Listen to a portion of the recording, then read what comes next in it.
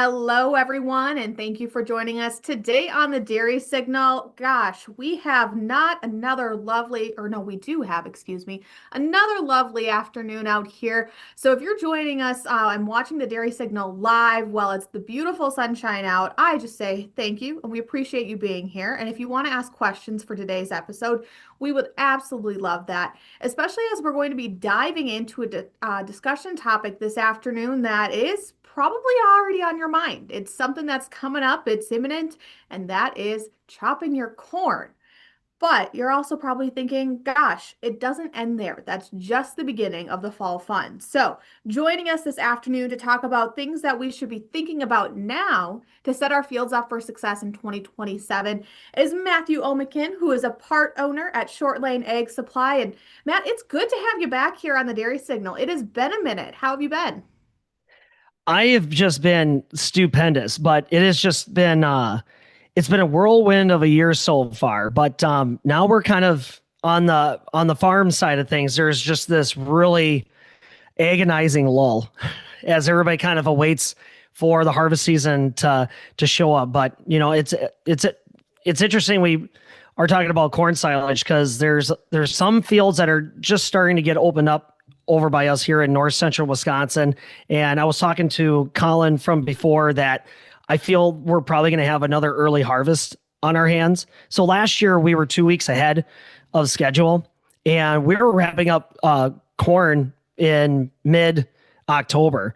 And I was telling Colin, it is a one time where you could see smiles from ear to ear from every single farmer. If they can be in a scenario where they can harvest early and they can do it easily, they'll take every single time. And I feel like we're going to be in that same boat because we have rain in the forecast, but it is even when you get a half inch or an inch of rain, and I know most people haven't gotten that in the last like 2 weeks, but we did, it's getting soaked up so fast. It's just that ground has just been so dry after that last half of May. And there really hasn't been any kind of significant rainfall to recharge that whole soil profile of soil moisture. It's been dry the whole time. But crops for the most part are looking great. But I'm just taking that viewpoint from my perch here in north central Wisconsin.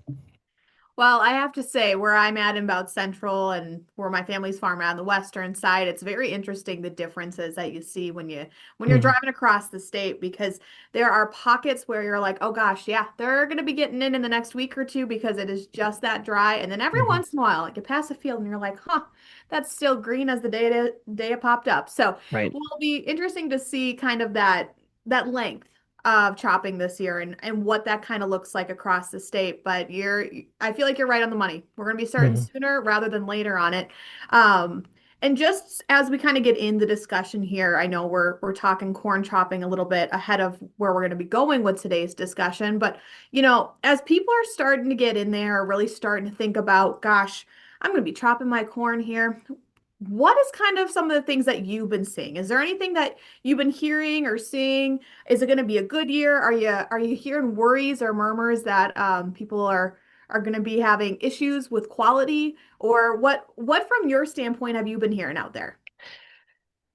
For the most part, it's when I say it's a mixed bag, it's in scattered acres. But for the whole, there really hasn't been a lot of chatter on the worrying side of things. And I think everybody is just kind of waiting to see what that first round of the chopper is going to reveal.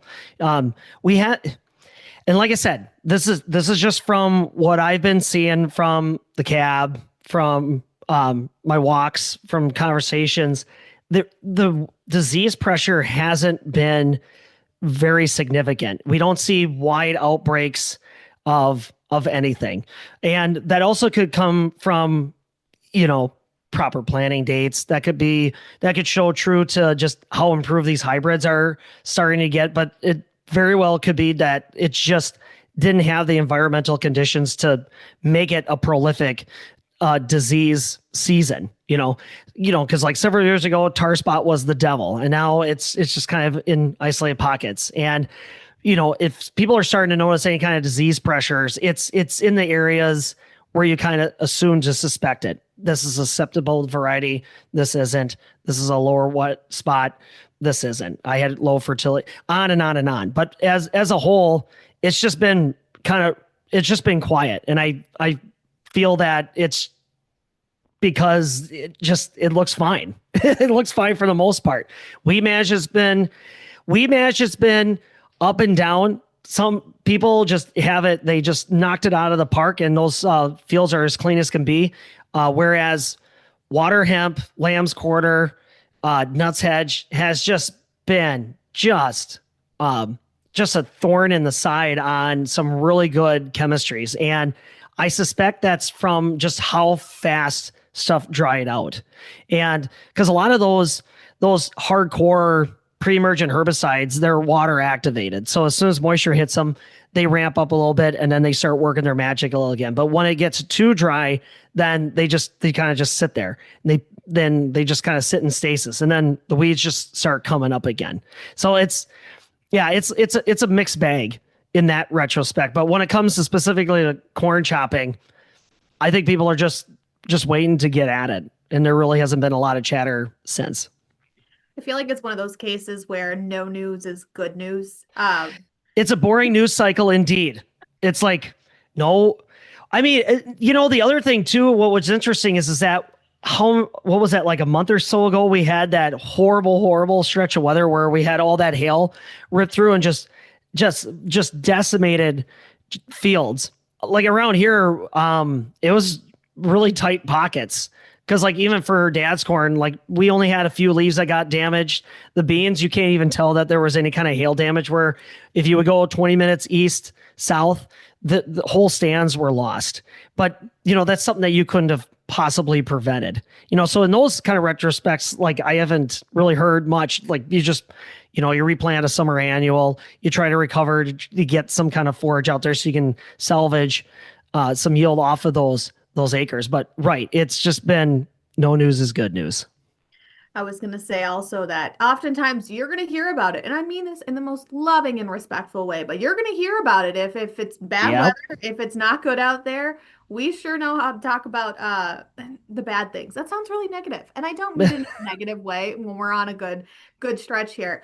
But okay, so now say we're past, we're in the fields. I know we're going a little bit crystal ball route here and we're moving forward, but these are the things we should be thinking about now is what are we going to be doing in our fields after we've got that corn taken off? And I know that's a really big question. And some people are like, well, I do the same thing every year. I've got this out and down to the T. But you, my friend, you're known as kind of the cover crop conservation type of guy. So let's kind of go down some of those routes and rabbit holes of, we've got a little bit drier conditions. We've got maybe a little bit more time this year in the fall, potentially. We're not there yet, but potentially. Mm-hmm. What are some things we can be thinking about now that might really help set us up in 2027 when we're thinking about getting into our fields then? Well, let's open up that can of worms because there's a lot of it. And I will apologize because I'll probably bounce around a little bit. But I would say that between me putting myself in that tractor cab or that chopper cab and also conversations that I have with farmers, the first things that I would say is what is your fertility mark at right now? So like, do you know what your soil testing was at? Because and this is the interesting part, a lot of people do not account for fertility removal off of those fields, which you think people would think about that more. So this is what I mean. That plant's growing, it's just like this. The roots are pulling up nutrients. Those nutrients go up into the plant and all that jazz. But then you're going to come in and you whop it all off, but you don't leave it lying. You're taking it all off the field, right? So all of the nutrients that are captured in those tissues are removed from the field, and then they go off to feed the happy cows. And you lose nutrients that way because those plants have been scavenging, mining nutrients out of the ground. So the one thing that I notice in heavy forage systems, and this was one of the questions that we had, one of the biggest macronutrient losses that I see in forage systems, especially in corn silage systems, is potassium, which is you use potash or potassium sulfate to replenish those, or you use manure to replenish those. But why would anybody want to worry about potassium? Well, potassium helps with the development of the cellular structure, the tissues of the plant, like how tough, robust they're going to be, how healthy are they going to be able to withstand infections. If you have a plant that doesn't have good potassium levels, the tissues are actually weaker. So they're more susceptible to disease when they get a little scratch in them. And then they might not grow as leafy or as vibrant as you want them to be. So, and that is also one of the biggest things that whether it's alfalfa or corn silage, that it draws up. Corn draws up a lot of nitrogen. Absolutely. But it pulls a heck of a lot of potassium out of the ground just because it's trying to pull all that up because it wants to grow big. It wants to grow green. So it's going to pull all that potassium out, and then you cut that and it's off of the field. So and this usually happens during nutrient management plan season in the wintertime, where people are like, well, what are my levels at? Where are some places that I could go with my manure in the springtime? But when you have that clean field in the fall, especially if we have an early harvest season, that field is just begging for you to do something with it, right? So that's when you want to just have it in the back of your mind that that plant is probably taking anywhere between 7 to 8 pounds of potassium per ton that corn's getting chopped. So if you think about like a rough average, like, whether it's 18 to 22 ton of corn silage per acre, that equates to about 200 to 300 pounds of potash. If you, in that perspective. So at the very least, if somebody wanted to maintain fertility marks where they felt like they were going to get back behind, you got to think about getting some potassium out there, whether it's going to be through manure applications, or maybe you're going to throw some commercial fertilizer out there too. So then that leads to the next question of like, man, I love this idea. I want to put fertilizer out there in the fall. It's not going to rain. I got plenty of time. What can I go throwing out there? You can absolutely throw some phosphorus out there. Potassium is a great choice. And why is it a great choice? The price fluctuation on it, granted, it's a little bit more than it was in the spring, but it's not like phosphorus or nitrogen where it skyrocketed in price at the beginning of this year. It's just kind of like done its thing of like, no, okay, it'll get a little bit more expensive, but I'll hang around here. And what else is nice about potash is when you apply it out there, it's going to sit. The only thing that's going to eliminate that potash application is if you get a bunch of rain and it washes it right off. But that's a safe bet to have that applied and stay out there. If somebody was wondering about like, well, what about nitrogen? Matt, you always talked about this carbon to nitrogen ratio, that a lot of nitrogen helps drive the decomposition rate of heavy residues. Maybe I could throw that out there.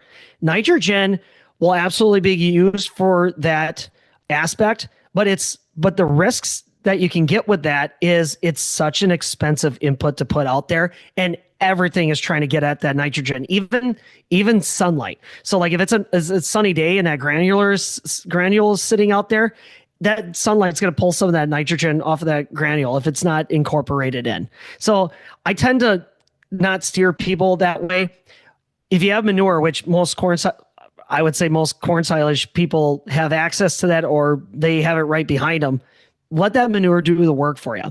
Now, when we talk about manure applications, can we talk about manure applications since we're talking about fertility? I was just going to say, this is perfect timing for it. Let's go there. Okay, we're going there.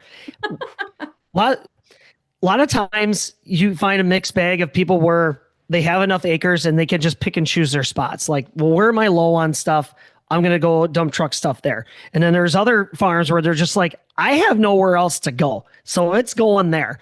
When we talk about manure rates, everything works. But this has always been my understanding is 10,000 gallons is kind of your peak mark for what your biology can process.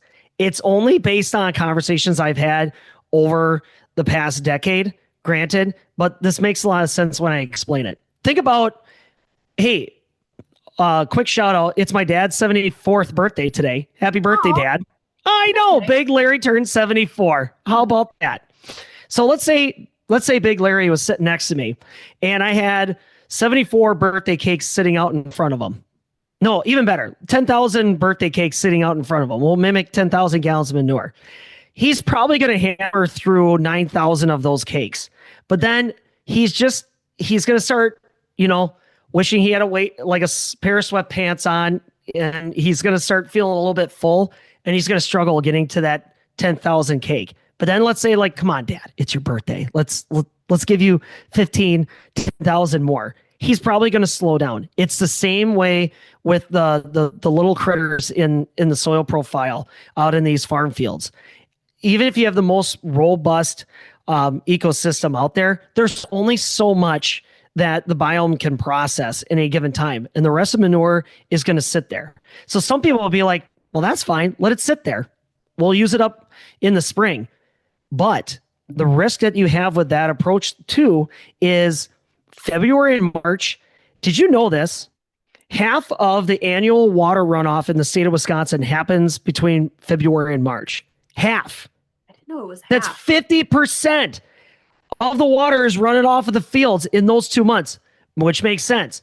February, you got slurries, you got snow. March warms up, you got a little bit of rain, maybe some late snow, but eventually it warms up. Gush, it washes off the field. You got frozen ground, doesn't penetrate through that soil profile, if at all, and it just washes off.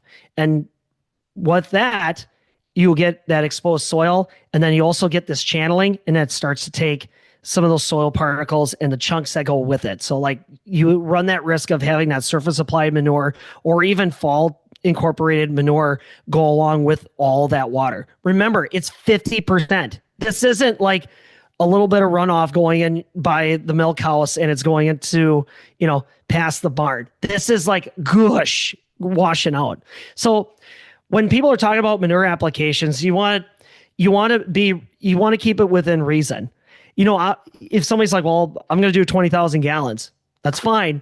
But you got to understand there's a huge risk there because not all of it can possibly be processed in a relatively short period of time, a manageable amount of time where it's going to be plant ready for anything in the spring. And then you're going to lose a large amount of it in that February and March. And let's talk about springtime, May and June. A lot of ground gets worked up, right? A lot of stuff is getting planted. Stuff's not that big. So that those fields are naked. They have nothing to shield them. There's no residue. There's nothing to slow down the rate of rainfall. 60% of the annual amount of soil erosion happens in those 2 months.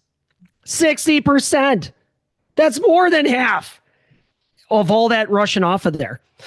So when we think about it in terms of all the work and money that goes into getting this manure out in the field and how important manure is for not just for fertility, but also for the economic gain that it can go towards your next main crop for fertility means. And also for the pure fact that like, well, I'm going to make my lagoon a little bit less or a little bit less full and more empty.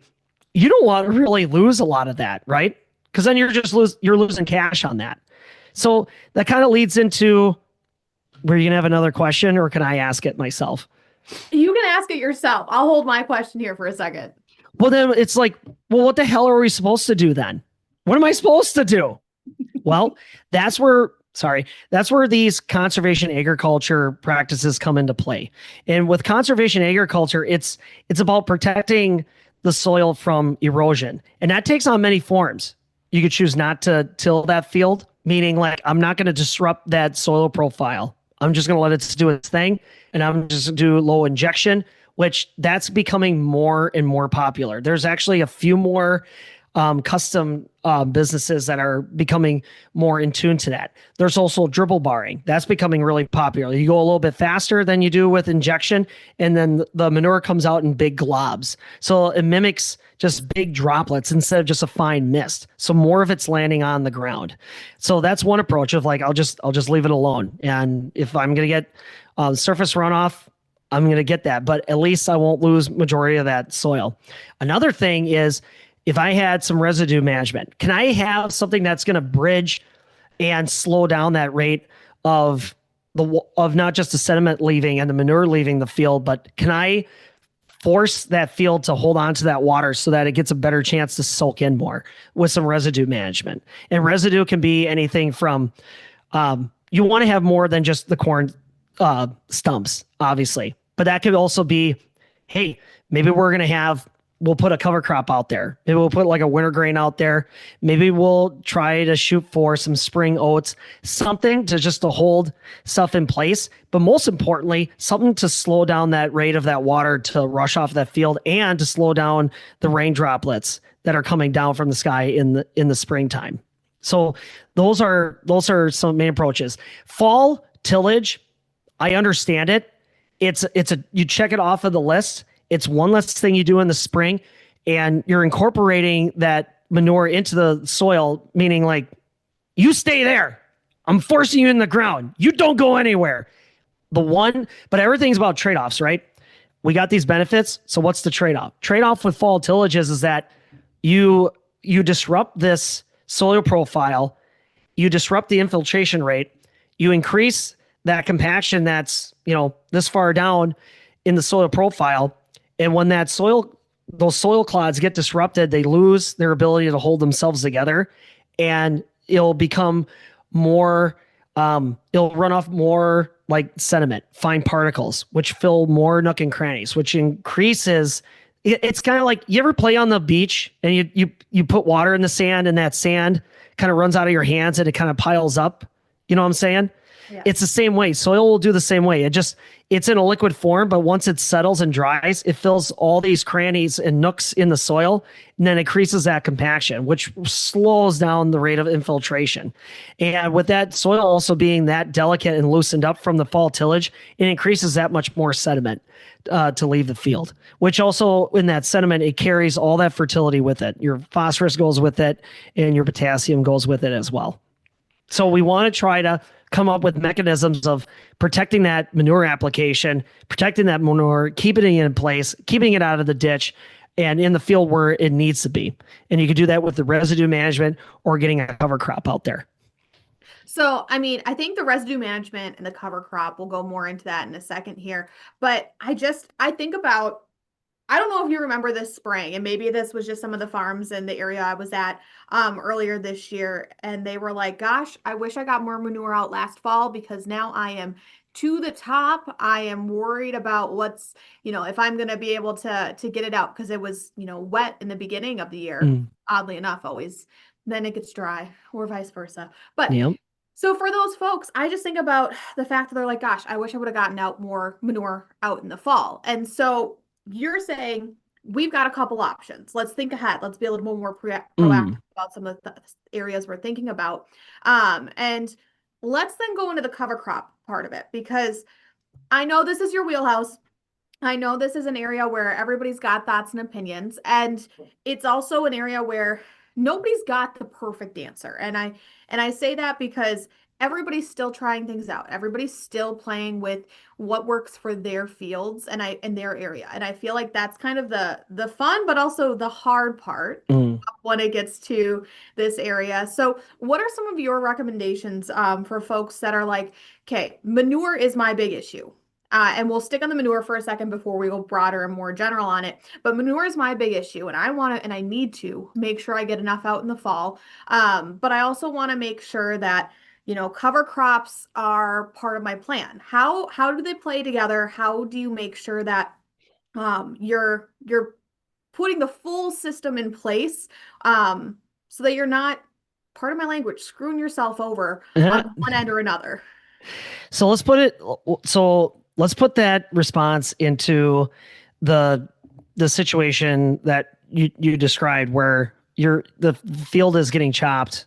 What would be my next step? So the immediate next step would be to look at a winter cereal number one.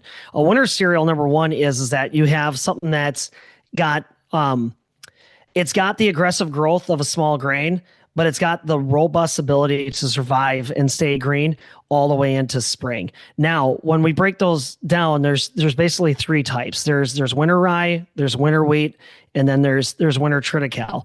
Winter triticale is nice because that is considered your pinnacle for a forage option. So if somebody's like, well, I want a cover crop, but I'd like to chop that in the spring, that would be the first one. But the trade-off with trit is, despite that production has been ramping up, so the price of triticale has been becoming more and more affordable. Because I remember back in the day, it used to be like 28, 29 bucks for a 50-pound bag. Now you're starting to see where you can even price it out where it's down to 23, 25 bucks. So it's almost like the same price as wheat. Triticale can sometimes not have the best winter survivability. Most of it will make it, but there's times where, like, if we have a winter like we had last year where we got snow late, we had freezing rain, it will suffer through that a little bit more than what you would see with a winter wheat or winter rye. So now you have winter wheat. Why would somebody pick winter wheat? Winter wheat is nice because you can find some VNS winter wheat. Like, let's say if you didn't want to like combine it, you didn't want to deal with straw, all that stuff, and you're like, I'm not really interested in chopping that. Winter wheat is nice is because it's manageable growth. It doesn't get very tall. So like from this hand about to, oh, look at that, about to the top of my screen. It only gets to a certain height. So what makes that nice is that if you didn't get to that window to terminate it when it was like yay big, you're not going to have a heck of a lot of biomass that you got to deal with that winter wheat. And that's what makes that really nice. Now we go to winter rye. So why rye? Which that happens to be like, that's the number one used cover crop anywhere. It's not even just limited to Wisconsin. You go anywhere, everybody goes nuts for rye. So rye is nice is because that stuff, one, it's cheap. You can get stuff where it's right off the field. If you're like, hey, if I'm just broadcasting, so I don't need it super cleaned, you can get it at a really great price that way. Two, like I said before, it's produced so widely. So the price on it is very, very affordable. It's far cheaper. So like when we were talking about Triticale being in that mid-20s, rye, depending on your area, if you have access to a farmer that's producing it, or if you're going to a retailer, you're looking in the teens, well below $15 a bag. So it's cheap, and it's got some of the best winter survivability of any of the winter grains. It loves the cold. If it gets winter killed, it had to been a colossally bad winter, which we did have some winter kill on some rye, which, like I said, that's a rarity. The conditions have to be perfect for something to snuff out rye. And it grows very fast in the spring. So if somebody was looking at like, well, I'll dabble with that, maybe I do want to chop that, you'd be looking at like around like that late May time frame, right before boot stage. And if you get enough nitrogen on it in the spring, you can elevate those crude protein levels, and it makes decent feed. You don't see a lot of it being used as the sole source of feed, but it's a nice option. So like it doesn't have the outstanding forage quality like you would see like on corn silage or on alfalfa, but it is not a slouch. It provides a big benefit, and it grows nice, thick, and green. And it's an excellent weed suppressor. I mean, for the most part, any winter grain that you talk about, whether it's trit to rye or wheat, it's going to be an excellent weed suppressor. But rye, especially against broadleaves, it is an excellent weed suppressor as long as it's thick enough. So if you're planting it like, 100 pounds for like maybe down to 75 pounds, it'll be a challenge for you to see any kind of dandelions even try to poke through out there, let alone Palmer. But let's talk about the trade-off. I hear a lot of goods. What's the bads? Well, the bad part is if you don't get at that stuff when it's less than 10 inches tall and you're not going to chop, like you're going to just terminate it with spray or something. Once it gets past that 10-inch mark, other than chopping it, it is virtually unkillable. You could throw the kitchen sink at it and it's just going to muscle its way through. And the biomass production on it is incredible. So like, you remember when I was just like, oh, look at, that's what wheat does. Times that by 3. The stuff can clear 4, 5. Some people will claim that it gets 6 feet tall. That's a lot of thatch. So where people run into an issue with rye is they'll plant their corn in there, and then if they have a lot of that thatch that remains out there, whether it was incorporated or whether they just let it sit, that corn's going to look rather skimpy early on. It's because your ecosystem in the soil is trying to break that down. Remember that C to N thing? There's a lot of carbon in that thatch. They need a lot of nitrogen to drive that decomposition process. So the microorganisms are using up a lot of nitrogen to break that down. But there's ways to offset that. Well, either we'll terminate it early so we don't have as much thatch, or like, darn it, it got big. Now what? You have the best scenario for residue cover. Like it's stupendous residue cover. So all you would need to really do is that you got to upfront a little bit more nitrogen. But Matt, if I upfront the nitrogen, I'm going to lose the nitrogen. I remember the soil erosion percentage at 60%. But if you have all that thatch out there and you have that root structure, or you have the root structure from the rye that redeveloped that soil profile, your infiltration rate is better, your holding capacity is better, and you're basically creating a mechanism that's going to reduce the amount of soil erosion that comes off that field. So upfronting that nitrogen early, it sounds like a gamble, but it really isn't, because it's going to sit right there and it's going to be ready for that corn to take it up. So that's another approach. So in cover cropping, discussions are always fun. And this is always the peak time of year when people are asking about it. One common question I get is people get rye fatigue. They're like, I know it works great, but I'm so sick and tired of it. I grow corn, which is a grass. I grow alfalfa, which is a legume. And then I have another grass, which is this rye. Can there just be anything else I can plant along with that? If you're looking in this time frame of like starting now till the end of August, your window for all the fancy things, like I want turnips, I want clovers, I want all this stuff, I want color, that's really hard. So like if we would turn around and plant brassicas right now, going into deer hunting season, they're going to be this big. They're not going to get really big. We're losing sunlight. It's getting cooler in the mornings and in the evenings. And especially how it's dry right now, they're not going to get that big. You'll get some soil stimulation. That's the nice part. So we noticed that on my dad's field when we planted cover crops really late. We planted it like August 28th, and my tappet turnips got like about that big on top. The root system and the tubers got the same length underneath. So I hit that goal of stimulating that soil in that top 5 inches. So that worked. And for the most part, that little bit of vegetation, especially when we're talking about a brassica that's going to stay green into spring and then rot and disappear by May, that's not a bad scenario. You're not going to be able to brag at the bar that you had a huge turnip to everybody. You're not going to be able to post it on your Facebook page. I understand that, but you're still getting the job done. So that's something that you could pursue. But let's say we're getting into that September timeframe, maybe pushing into early October. You still have time to get some medium red clover can go out there. It just needs to get a little bit out of the ground and it's going to be fine. That will explode in the spring and that'll do the trick. And then you're going to get nitrogen credits. You're going to get another kind of root structure. You get another, I'll sound like a chem guy, another mode of action of what you're going to get with that soil stimulation and what kind of ground cover you get. Tall ground cover with the cereal rye or the small grains. And then you get the short stature stuff with that clover, which is going to, like I said, stay green. And then there's winter peas. Winter peas are fun. They get big. They don't mind the cold.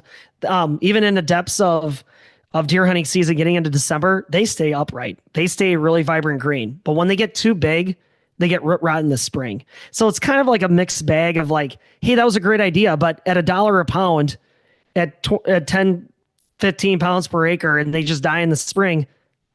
You know what I mean? So it's like, that's not great.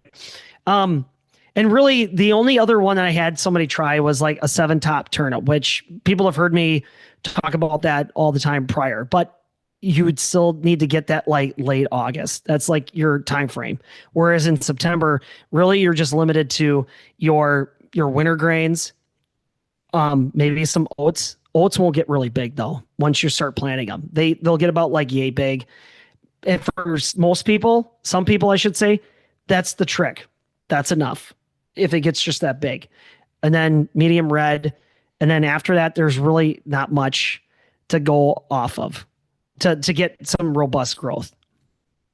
So, Matt, one of the things that, I think about oftentimes you hear when you're talking cover crops is, I'm going to be able to get them in and it'll be perfect timing, perfect year, or I'm always fighting the weather. So how do you balance that between getting them in, getting it done quickly versus waiting for the right conditions to really optimize, potential growth, but also knowing that you might miss the window. Right. So broadcasting seed is by far the most utilized. Makes sense. You can go faster. Your access to equipment is a little bit more readily available, and you can just blanket it out there. That's very weather dependent though, because especially how we have it right now where the ground is just, it's parched. It's really dry. So your crusting on that soil surface is like asphalt. So asking a seed to not only germinate and then punch a delicate root through that hard crust, that's a lot. If you're incorporating it somehow, let's say maybe you take a field finisher and you fluff up that ground and then you broadcast that seed out there. There's a little bit more seed to soil contact or no-till drilling. If you no-till drill that, despite it being dry, that seed is got seed to soil contact and it has by far a greater chance of growing. I just checked that out actually. We no-till drilled. We're doing another nitrogen optimization pilot program with Ag and Water. And we did some strips where we planted Berseem and Crimson, and we had about a ½ inch, 3/4 inch of rain. And then we gave it a few days and we drilled it in, and we haven't really had much since. That stuff is already coming out of the ground. It's already starting to show. So when you have incorporated versus we broadcasted seed probably a day or two prior to when we were drilling it in, and it's only growing in the cracks. A lot of the seed is still sitting there, just like asking, begging for more rain to get incorporated in or to swell. So I would say when you were talking about like what are the environmental challenges, that's a big one. If we know rain is on the way, broadcast it. It's going to soak in. And I would almost say that we're going to get some rainfall at some point. We'd have to.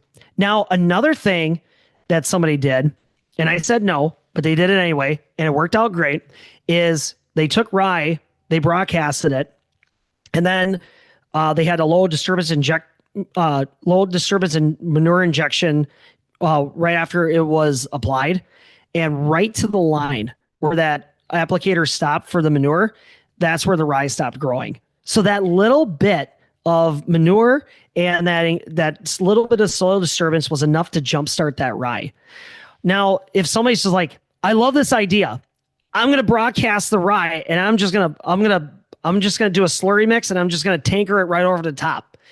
It can work, but the rates can't be that high because that manure can coat that seed and it can get too hot, not temperature wise, but it's too much juice on that seed. And it's going to negate that development of that seedling, and it's not going to work as well.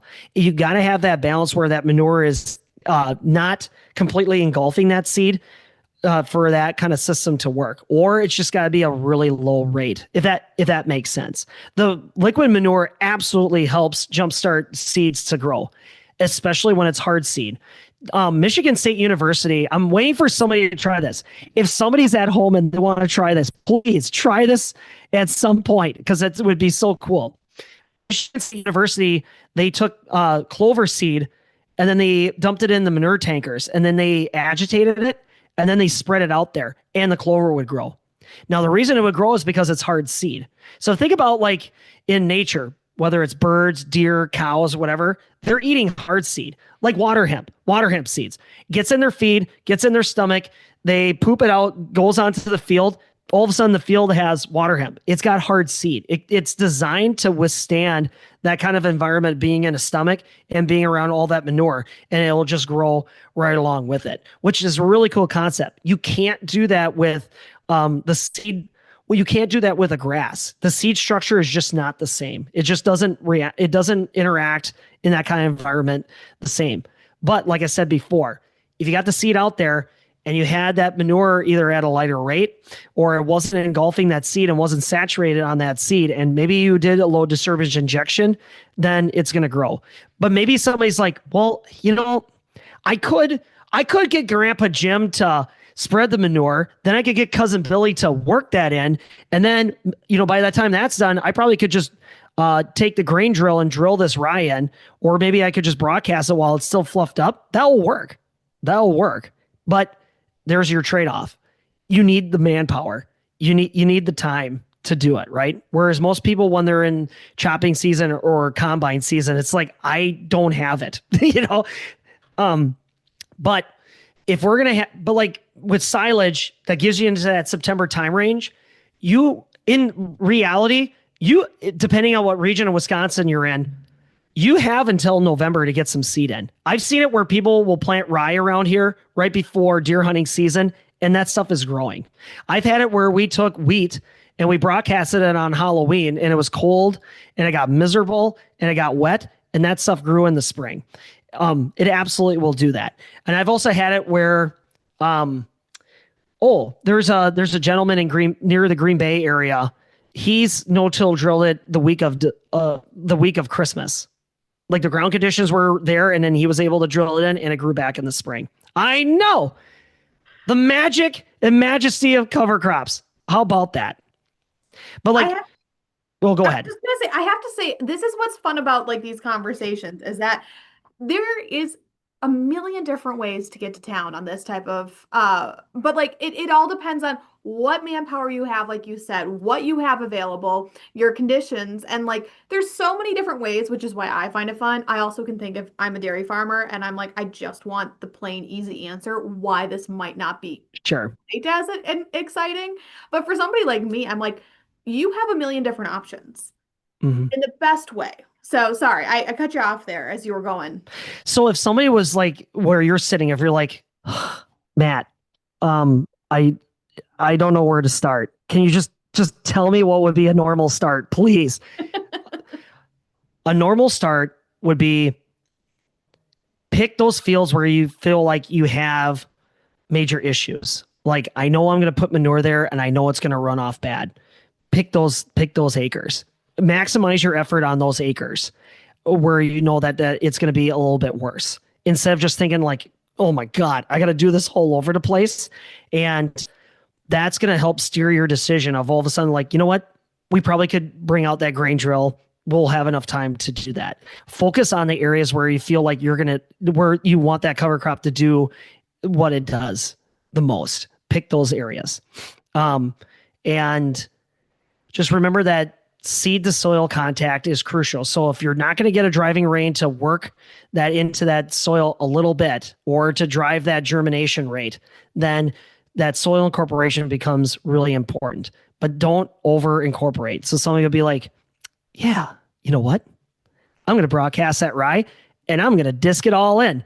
You'll get most of it up, but if it gets driven down too deep, it's not going to do the thing. It only needs to be in just a little bit. So I would say that would be okay, let's calm down. That would be that kind of approach of like, I know that field washes out terrible every single time, and I know I want to go with manure. Or maybe you're like, I know for a fact I want to hit manure in these spots. I want to make sure I preserve that. Those should be the fields that you look at. I think that's a really good way to think about it. It doesn't have to be all or nothing. It's where do I need to start, or where can I start? That's going to make the biggest impact. And that kind of goes into my next question here. A lot of producers, when they're thinking about what they're doing in their fields, they're looking at their budgets, they are looking at every little nook and cranny about where the return on investment is. And I know we talked a little bit earlier about like soil fertility and like how it can impact, where you're at in the spring. Some people say that cover crops might take some of my yield on my crops that are going in later in the year. So what do you have to say to somebody who's very numbers driven, who's like the bottom line is all that matters right now? How does cover crops play into something like that? I know it's a very apples and oranges type of conversation, so bear with me. Let's throw a tangerine in there.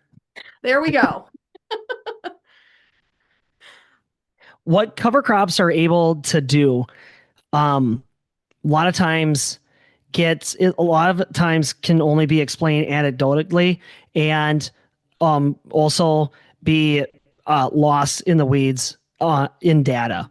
But there's more of it. And what I mean by data is there's so much more research. There's so much trials that were done and were published, where you can see what kind of erosion reduction you can see, what kind of nutrient availability you can expect with rye, or with any kind of cover crop, depending on termination. So if somebody was like numbers driven, you contact your NRCS person, contact your watershed group, dig into Discovery Farms or Ag and Water. That stuff is out there. I hear that all the time from my research friends of like, why are you asking that, Matt? We have a study on that. We have a PDF, but sometimes that's not all accessible, right? Now let's go back to the anecdotal side of things though. I would say is how much money do you put on yourself per hour? Most people will not put a value to their hour. Everything's gauged on what my yield is, right? Or what my profit per acre is going to be. Your time is really valuable too, because time plays into a lot of things. How fast I get on that field, how fast I get off that field, whether that fertility stays there or if it's leaving, or am I getting my tractor stuck? The examples are abound. It is undeniable that cover crops create stability on that field surface. That's number one. You can get on that field faster, get off that field faster. Number two, it is also undeniable that you have a reduction of surface runoff when you have something covering it. So if you're going to spend all this time and money applying this manure and paying all these people to get that manure out there, why do you want that manure to leave the target? Why do you want that field to leave that farm field? And you can't just say, well, it is what it is. To an extent, that's true. When we have massive snowfall like we had last year and tens of thousands of gallons of water are running off of it, and you're like, Matt, your 5-inch ride, and is that catching it? Probably not, but I don't control the weather either. You know what I mean? But in a normal weather pattern where we have that snow melt and whatnot, those fields are going to erode less and they're going to channel less and create more stability. And those are the things where, yeah, those are important, but does anybody put a dollar amount on that? But they should. And it's hard to, because, right, well, how do you put the dollar amount on there? I could take a soil test and figure out if my fertility is building, which people do, and they can find that trend, or they see an uptick. They're holding more phosphorus in place. They're finding that they're building more potassium. They can also find that their nitrogen gains get a little bit higher if the right kind of cover crop is planted, which, to your point, when somebody's like, I planted that cover crop out there and I got robbed of yield, that comes down to the management aspect of it. You could take a plow and say, you know what, gosh darn it, I plowed the hell out of this field, and usually when I use it, my yields are great, but this time it didn't work as well. I don't know why. Well, it's because there was a mismanagement around it. Maybe you plowed too much. Maybe that ground got over pulverized and then the rain came and then you lost all that fertility on the top sediment. Cover cropping is in the same, or even with corn. I always plant this hybrid, but now it's crap. We had shallow depth. We had too deep a depth. We didn't upfront enough nitrogen. You know what I mean? What I'm trying to say is that there's cop-outs for everything. There's an explanation for everything. But for somebody to say like that cover crop messed that up, well, that comes down to the approach and the management of it. But absolutely, there's times where, like, you're right, we had the wrong species out there. You're right. We shouldn't try that one again. But like, it goes back to my rye. Let's go back to that rye example. When somebody has small rye and they terminate it early, those issues rarely, if ever happen. If somebody has big rye and then they're like, this corn yield sucked, it's because not enough nitrogen was upfronted, because the understanding of that whole decomposition C to N ratio just wasn't in the decision-making part. You know what I mean? I kind of sound like I kind of like fell in a mud hole, rolled in it a little bit, and I dusted myself off a little bit. But to answer your question, you want to have a plan that's not just based on just yourself. You want to talk to some of your neighbors. You want to seek out some of these groups. You want to seek out some of these NRCS people, or maybe you take information from me where you get this idea of like, okay, I know what my goal is, but what's my in-between of the plan I can get based on my region, my ground, and the approach that I want to take. Those are really, really important. So there's a lot of times where somebody will watch, the next Jesus Christ soil savior gets on the podium and says, if I can do it in Indiana, you can do it here in Wisconsin. And it just falls flat on its face. It takes a little bit more digging. And it's no different than it's wintertime and you're trying to find your next corn that you want to plant. You're going to ask your seed salesman, what worked the best in my region? What worked really well? Can you give me some examples of where you saw some really good trials, plots, what have you? Cover crops are treated the same exact way of, yeah, Matt, where did rye work and where didn't it work? And you give those examples of that in between. And that's, I can't remember what your what the question on that was, but I feel like I got it answered. I feel like you did as well. It was a lot about like the return on investment and somebody. So yeah, here's that other aspect on the return on investment. So let's talk about that rye for a minute. When rye is about this big, you get 25% immediately of the nutrients that it uptook.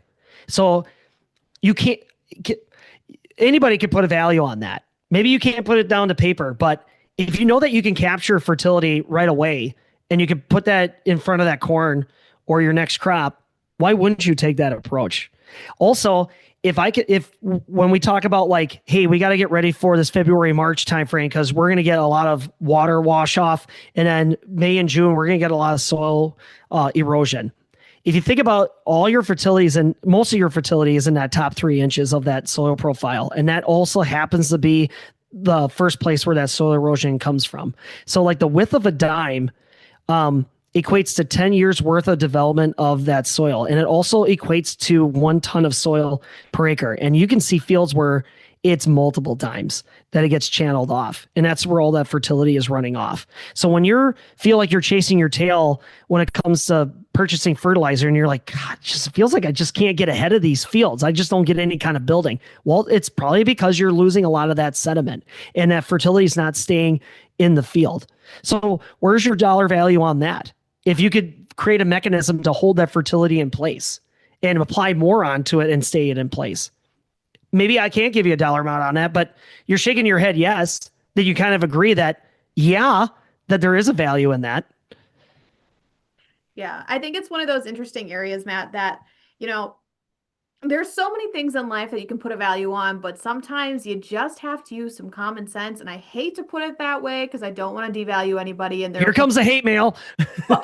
Right. But sometimes it's like, I think you're the one who's mentioned before, go walk your fields.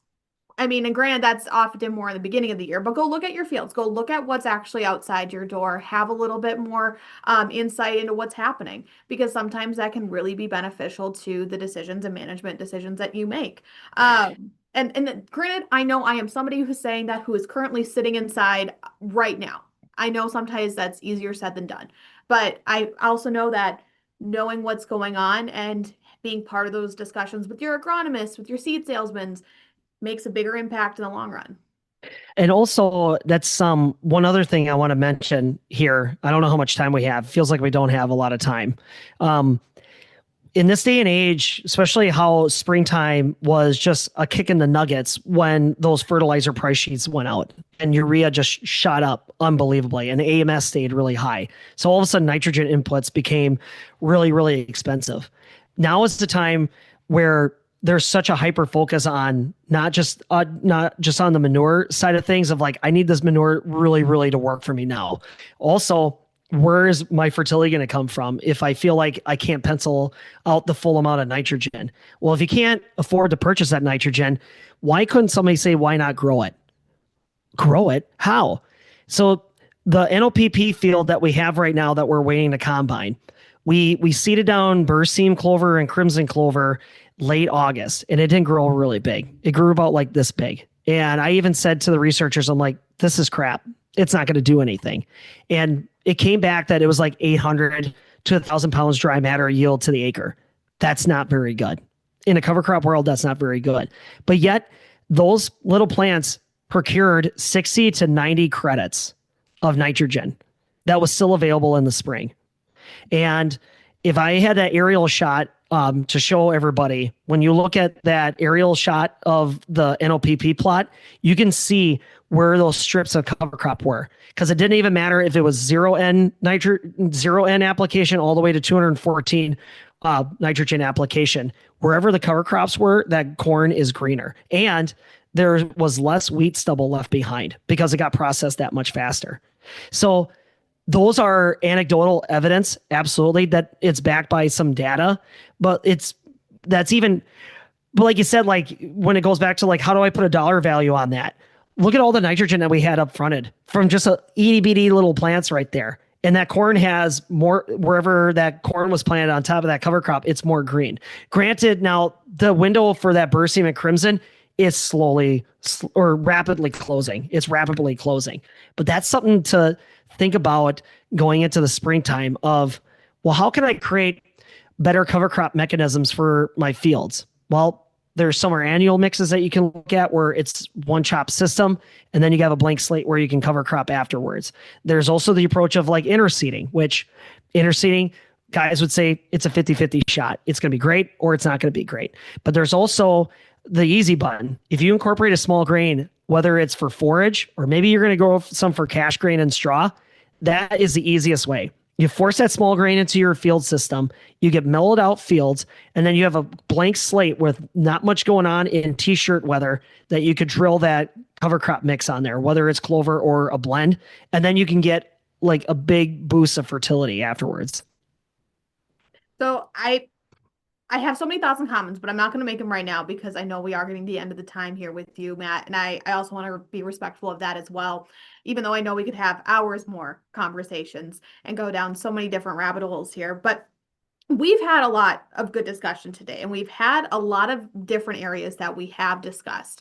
So at the end of today's discussion here, what's one or two key points that you really want producers to be thinking about, especially, as they're getting into the fields, as they're thinking about the rest of their fall and, thinking about what's going to come next spring? So what's kind of that one or two drive home points you want producers to be thinking about or actively doing after today? May and June, most of that soil is going to be gone. That would be number one. Assume that it's going to be in a state where it's going to be so vulnerable. So just assume that you're going to lose a lot of that fertility that's going to be applied on that field, or a good portion of it. That'd be the first thing, number one. The other key point to consider is that you want to slow down that rate of erosion, because when you create a mechanism that slows down the rate of erosion, that is also going to hold that manure in place. And then if we're going to see a third take home point, that manure is more important than you know. There was a 10-year study that they just released that it compared a no-till system with covers versus a no-till system with covers and manure.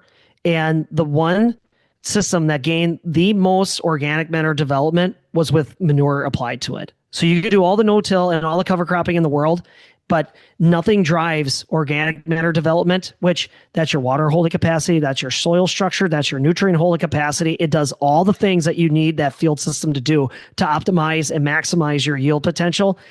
Manure is the answer. And anybody that got out of milking cows like our family did and got into cash cropping, that is something that we miss every day. Because commercial fertilizer it does the trick, but it doesn't do it on the organic matter side of things. So that's the other thing to keep in mind. So it's not me beating the war drum of like, you cover crop right now. Keep those thoughts in mind. If you have field systems where you're like, this is a slip and slide, guys. I feel, I don't know how much of this we can hold this on here, and I'd like to hold it down. That's when you want to have that conversation of like, what are the mechanisms that we could be working on that I could have something out there that's going to slow that rate of erosion down. And your best approach is going to be with those cover crops. I think that is right there the best way to end today's discussion. I feel like it really encompasses all the areas we've been through. So circle. Yes, full circle, as you say. So Matt, just thank you so much for your time. It's always a pleasure having you on, especially as, we are thinking about how we can be proactive, maybe different management decisions that we can be doing or different areas we can be looking into. So just thank you so much for your time here this afternoon. Absolutely. Hey, thanks for having me on, and everybody at home, thanks for tuning in. And you know what? Gosh darn it, Amber, if there was ever going to be a part two, I'm up for it. This is so much fun. I always love engaging in stuff like this. It's a lot of fun. And thank you so much for PDPW for putting on a platform like this. Well, I have to say, we can't do it without great experts like you who are willing to have these discussions. So truly, it all goes back to you here, Matt, on this afternoon. I Fantastic.